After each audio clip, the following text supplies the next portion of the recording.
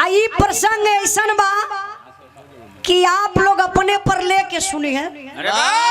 बिरहा जैसे बढ़त रही वैसे गुदगुदी आप लोगन के बरत रही। बिरहवा है गुदगुदावे वाली। एक पति पत्नी का रिश्ता का होला, एक पति पत्नी का रिश्ता। देखा पत्नी सबकर बनी, पति आपो लोग हुआ। पति पत्नी में कबो कबो बढ़िया बात हो जाले तो कबो कबो खराब भी बात हो जाले। अगर बढ़िया बात हो, देखा पत्नी अगर चालाक बा, कुछ अगर चाहिए ना तो पति के लगी तेल लगावे। कैसनुआ का पापा का करी, दिन भर का थकल हुआ। आज हमार मन कला से कि तो के बल भर के आवा तेल लगाए दे, तेल पानी लगाए दे। सच्चाई बा। तो मर्द का दिमाग कमजोर ना होला, मर्द तुरंते बुझ जाई। लगत बस सनुआ के मम्मी का कुछ आज गरम है, गरम ना गरज गरज। कहाँ लगत बा आज सोनुआ के मम्मी का कुछ गरज बा। तो सोनुआ का पापा चला के अच्छा यार सोनू को मम्मी तेल उल रहे द लगावे के बोला तो के चाहिए का। कहा हाँ मंगल का दीदी झुमका 3 तल्ला पहिर के चलैली मटकत का, हमहू के चाहिए। मर्द बेचारा चाहे मजदूरी करे चाहे किसानी करे, 3 तल्ला का जुगाड़ करे ला। अब जात हो कहाँ और का बड़ा जल्दी जाए शुरू कर दिला भैया। पूरा बेल्ट उल्ट कसत हुआ। भौजाई का फोन ना ला।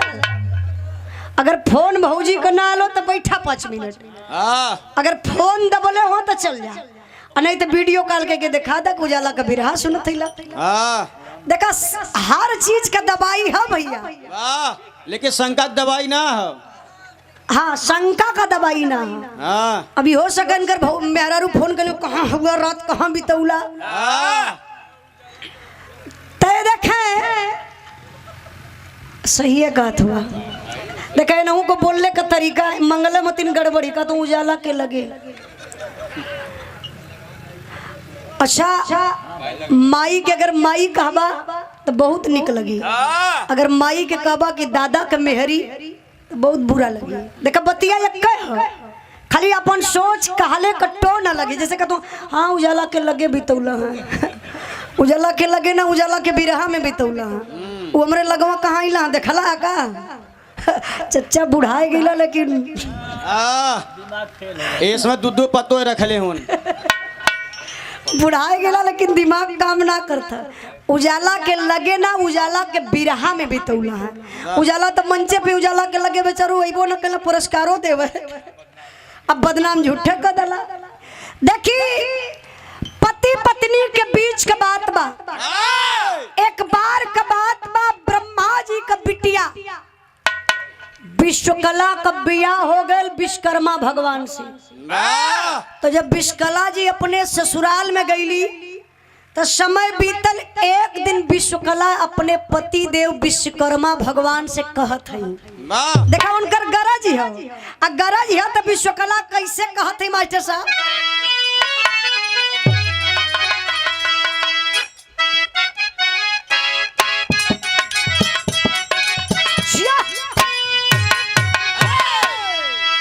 भोला प्यार न कबहू नहीं हर का गुजारिया हो नजरिया पानी का बरसा पदरिया ना।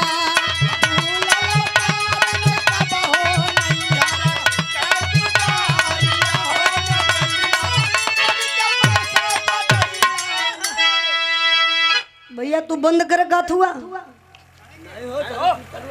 जो हरा सेट वाला हुआ ये तो कहत हुआ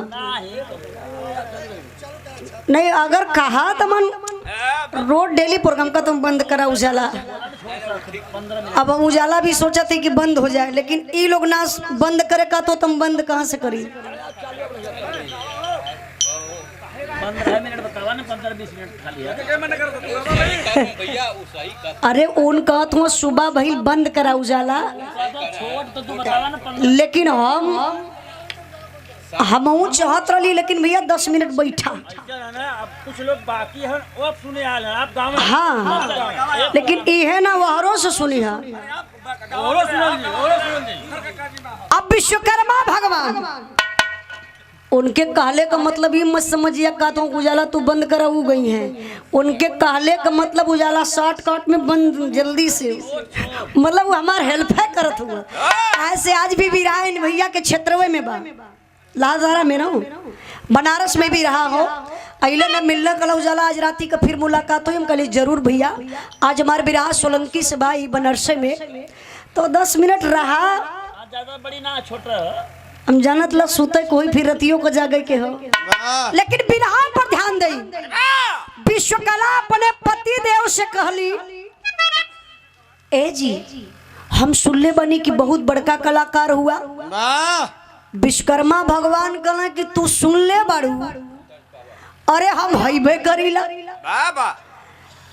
विश्वकला जी कहली कि जब इतना बड़ा कलाकार हुआ, सुनीला सबके अस्त्र शस्त्र बनाई के देहला, हमरे भैयो बाबू के बारे में कोनो बात कबो सोचला। विश्वकर्मा भगवान का मतलब हम समझत ना इला। कहले विश्वकला के का गो हथियारवा बनाई के हमरे भैया बाबू के दे देता तो नैहरे में हमार तनी सम्मान बढ़ जाता। देखा मेहरारू केतनो पुरान हो जाई लेकिन नैहरे का बुराई कबो बर्दाश्त ना करी। नैहरे में चटनी रोटी खैले रही लेकिन राजू भैया ससुरे में अइले के बाद जानत हो का कई शरीरिया तो घिउवे में बोरल रहल, एकदम पूरा घिउवे महकत हो। अब विश्वकला का बात विश्वकर्मा भगवान सुन, अब उनके बात लग गई। विश्वकर्मा भगवान मजाक करत हो, तनी देखा मजाकवा घुमाई के कैसे करत हो, देखा तरीका देखा कैसे।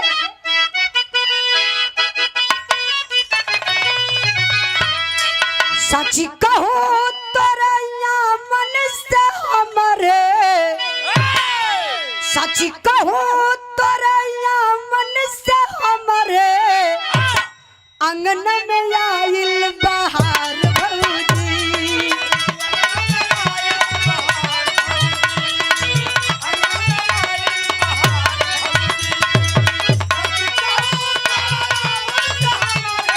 सची कहो तरैया अंगन में आइल,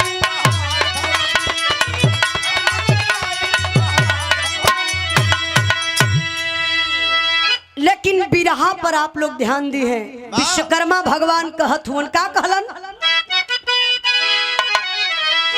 नारी का ताना बेधा जिगरा में, और नारी का ताना बेधा जिगरा में, लागे जहरवा का धार बतिया।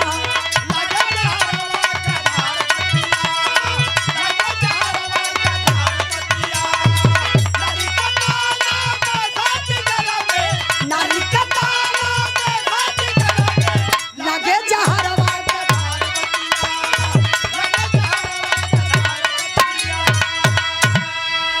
बाबू का तोहरे जनिला प्रभुताई,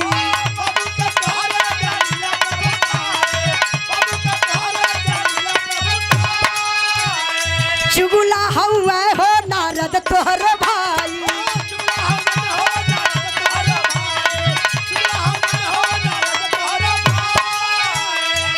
काकर है कायर कटारी है प्यारी,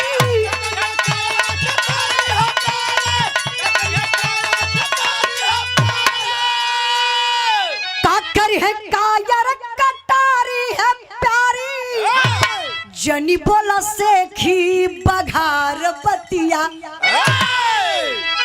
विश्वकर्मा भगवान का न कहो तुम मेहरारू को जात पिटिर पिटिर तू बोलले जात हूँ तो क्या कुछ पता बा? विश्वकला काली का पता बा हो? कोई बतावा हथियार के दिहल जाला। विश्वकला काली हम मानत हैला कि इंद्र के विष्णु के तमाम देवी देवता के देहला। अरे ये काका हथियारवा हमरे भाई बाप के दे देता तो हमार सम्मान तनी बढ़ जा। विश्वकर्मा भगवान का न कहो। तोरे भाई बाप के हथियार ना हो का? अरे जवान झापड़ मारे के हो। अच्छा, ऐसे पूछले ना। विश्वकर्मा भगवान